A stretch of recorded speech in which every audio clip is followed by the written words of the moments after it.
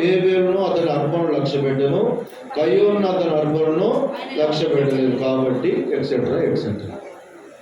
So ఇది మొట్టమొదటి harvest festival బైబిల్లో. ఏమండి, హార్వెస్ట్ ఫెస్టివల్ ధర్మశాస్త్రానికి ముందే ఉన్నది. అంటే మనిషిని తన పోలికలో దేవుడు మనిషిని తయారు చేసినాక మనిషిలో స్వతహాగా కృతజ్ఞత గుణాన్ని దేవుడు పెట్టాడు. ఏమండి, ఇక్కడ అర్థమవుతుంది కదా, స్వతహాగా కృతజ్ఞత అనేది ఉన్నది మనిషికి. సో ఇక్కడ హార్వెస్ట్ ఫెస్టివల్ చేయబడుతుంది. అయితే మొదట కయ్యూనే తీసుకొచ్చాడు. కయ్యూను చూసే హేబేలు కూడా నేర్చుకున్నాడు వాస్తవం.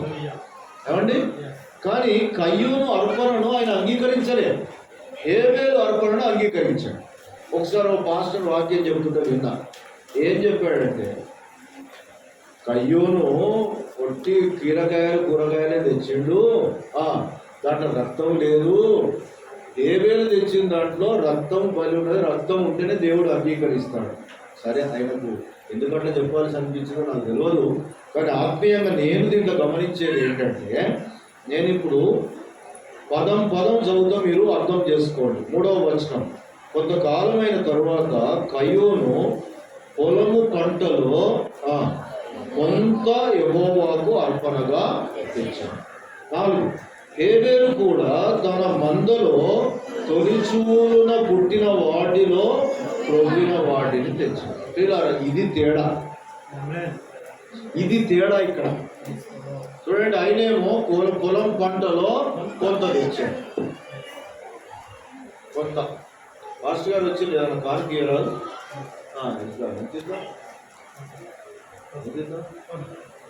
ఎత్తిద్దామంటే పంచపాండవులు మంచం కోళ్ళలాగా ముగ్గురు అన్నాడు. పంచపాండవులు అంటే ఎంతమంది? మంచం కోళ్ళు అంటే ముగ్గురు. అంటే చూపెట్టింది ఎంత అంటే మైండ్లో స్టార్ట్ అయ్యేది అట్లుంటే క్రియ వచ్చేసరికి అట్లా ఉంటుంది అన్నట్టు. ఏమండి, ఆ సెంటెన్స్ అర్థమైంది మీకు? పంచపాండవులు మంచం కోతలాగా ముగ్గురు అని 2 చూపెట్టాడు. కొంతన లేదు, ఏదో కొంత ఇవ్వాలి కనుక ఇవ్వాలంటే. కానీ హేబేలు ఉన్నాడు చూసారా, ఫస్ట్ రాయబడింది ఏంటంటే తన మందలో తొలిచూలున, అంటే దేవునికి అతడు ఇస్తున్న ప్రాధాన్యత. తొలిచూలున పుట్టిందంటేనే అయిపోలేదు, ఇంకా దాంట్లో ప్రొవ్వినవి అంటే శ్రేష్టమైనది. ప్రియమైన వారు, దేవుడికి నీవు ఎలా ఇస్తున్నావు అనేదంతా దీంట్లో సంక్షిప్తమై ఉన్నది. సంతోషంతో ఇవ్వాలి. చూడండి, నాతో పాటు ఏమంటారు దీన్ని, కొరింథీయులకు రాసిన 2వ పత్రిక 9వ అధ్యాయం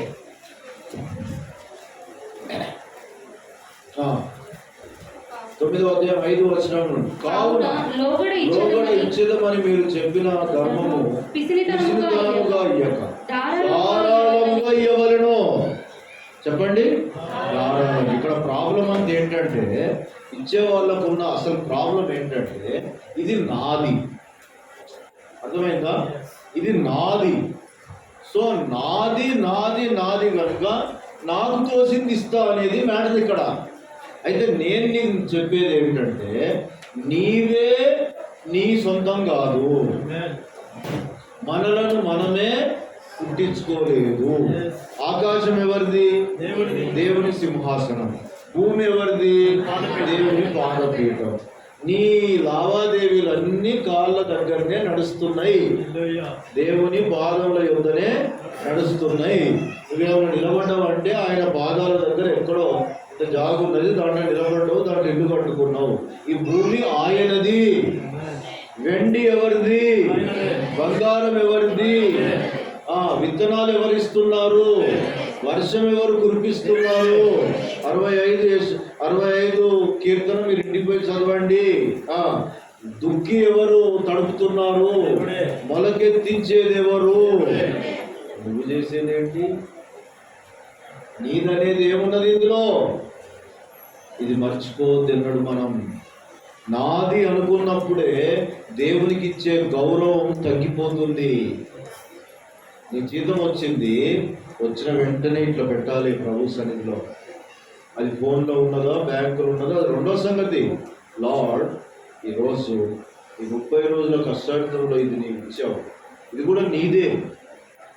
దీంట్లో నీ గౌరవార్థం తిరిగి ఇది నేను నీ పాదంలో యుద్ధ పెడుతున్నా. ఈ మిగతా దానితో నేను బ్రతకడానికి నాకు కృప చూపని నువ్వు ప్రార్థన చెయ్యి.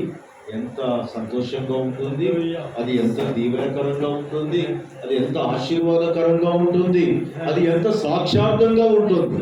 హల్లెలూయా. నేను ఈ ముగింపులో జ్ఞాపకం చేస్తున్నాను.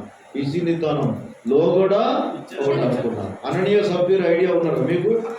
ఆ బర్నబా అంటే ఆయన పేరు యోసేపు, లేవీయుడు అయిన యోసేపు, ఆయన పేరు బర్నబా అని పేరు పెట్టాడు.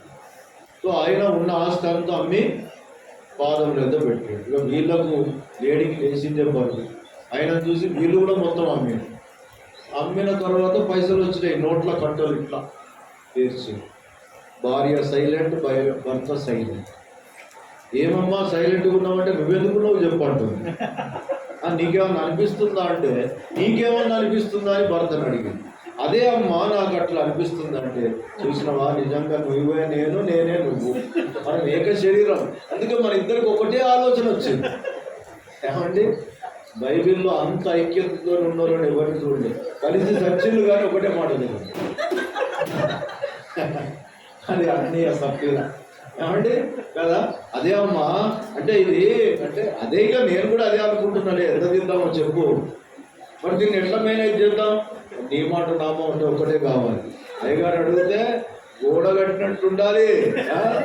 నేను జ్వరం వచ్చిందని చెప్తా, అందుకే రాలేదని చెప్తా చర్చికి. నువ్వు కూడా జ్వరం అనే చెప్పాలి. మళ్ళీ ఇంకోటి అన్నా ఉంటే ప్రాబ్లం. జాగ్రత్త, పోయిన వారం నీకు జ్వరం రాలే కానీ ఈ వారం వస్తుంది. కొందరు ఆరోగ్యంగా ఉండి సిక్ లీవ్లు పెడతారు, చూస్తున్నావు ఉద్యోగాలు. అప్పుడు వెళ్ళిపోద్ది, కానీ తర్వాత లీవ్ పెట్టుకోవడానికి సిక్ లీవ్లు ఉన్నాయి. ఇంకా అప్పుడు వస్తుంది సిక్నెస్, అసలు సిక్నెస్. జాగ్రత్త. ప్రభు బిడ్డలం మనం, లోక సంబంధమైన వారం కాదండి. ప్రభు బిడ్డలం చాలా జాగ్రత్తగా ఉండాలి. ఇద్దరు కలిసి ఒకటే మాట మాట్లాడిండు. ఇద్దరు చచ్చి కొంత తీశారు. ఇక్కడ ప్రభు అంటున్నాడు, పిసినితనంగా ఉండకూడదు దేవునికి ఇచ్చేది. నా వైపు చూడండి. బిగబట్టి బీదవారయ్యారు, వెదజల్లి అభివృద్ధి పొందారు. ఎంతమంది ఆమె చెప్తారు? బిగబట్టి బీదవాళ్ళు అయ్యారు, వెదజల్లి అభివృద్ధి. పెద్ద ఆయన చెప్తూ ఉండేది, దేవునికి ఇచ్చి చెడిపోయిన వారు ఎవరు లేరు, దేవునికి ఇవ్వకుండా బాగుపడ్డవారు ఎవరు. మనసులో పెట్టుకోండి. దేవునికి ఇచ్చి చెప్పాలి, చెడిపోయిన వారు ఎవరు లేరు, దేవునికి ఇవ్వకుండా బాగుపడ్డవారు. ఈ కృతజ్ఞతార్పణల పండుగలో నీ జీవితాన్ని దేవుడు చూస్తాడు. ఇది దేవుని ఆజ్ఞ. రెండవది, మనం ఇశ్రాయేలీయులుగా గెలిచిన వారంగా, దేవుడు ఇచ్చిన దేశంలో నివసిస్తున్న వారంగా. మూడవది, మనం గమనించినట్లయితే దేవునికి ప్రథమముగా ఇంకోటి కొత్త జీవితంతో, పరిశుద్ధమైన జీవితంతో ప్రియులారా. తర్వాత మనము చూస్తూ వచ్చాము ప్రియులారా, ఆయనకు మనకు దేవుడిచ్చిన దాన్ని స్వాధీనపరుచుకొని దేవుని స్వాధీనములో ఉండి అన్నిటినీ మనం లోపరుచుకున్న వారమై ఒక ఏలుతున్న అనుభవంలో, గెలిచిన అనుభవంలో, స్వతంత్రులమైన అనుభవంలో, ప్రియులారా పౌరులమైన అనుభవంలో, పరలోక పౌరులమైన అనుభవంలో ఈ పండుగను దేవుని మహిమార్థం హృదయం అనే గంప నిండా కృతజ్ఞతను పులుపుకొని నింపుకొని ఆ దేవుని మందిరానికి వచ్చి ఆయనను మనం స్తుతించాలి. ఇది కోతకాల పండుగ.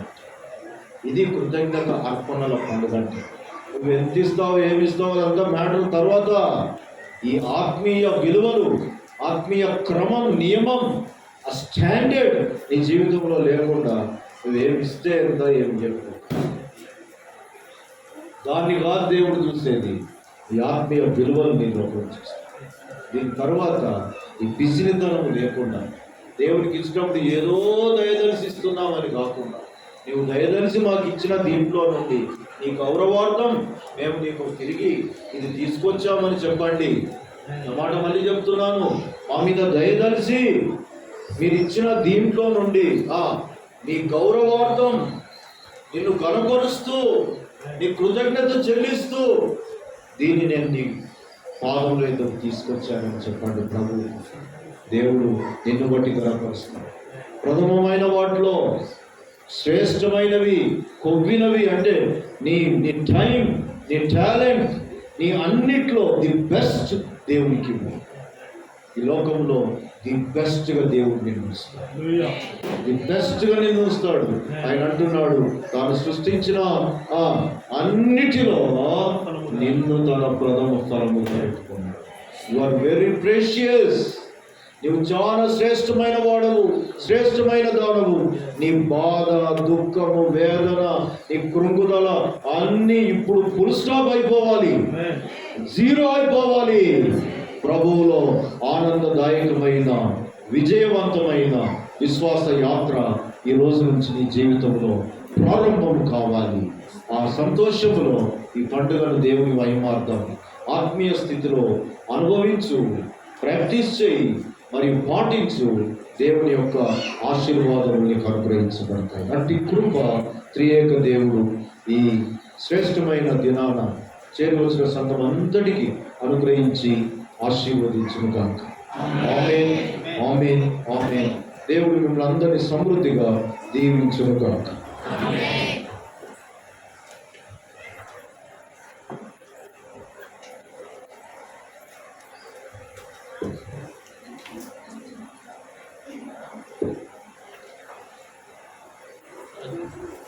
చక్కటి వాక్యం విత్తబడింది. అందరూ కూడా చప్పలు కొట్టి ప్రభువుని మహిమపడతారు.